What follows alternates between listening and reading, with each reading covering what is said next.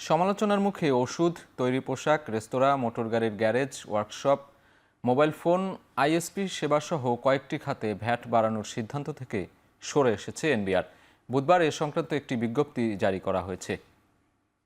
ওষুধে ভ্যাট কমিয়ে আগের 2.4%ই বহাল রাখা হয়েছে। এছাড়া মোবাইলে কথা বলা ও আইএসপি, ইন্টারনেট, রেস্তোরাঁ, মোটরগাড়ির গ্যারেজ ও ওয়ার্কশপ, পোশাকে আরোপিত বাড়তি ভ্যাট প্রত্যাহার করা হয়েছে।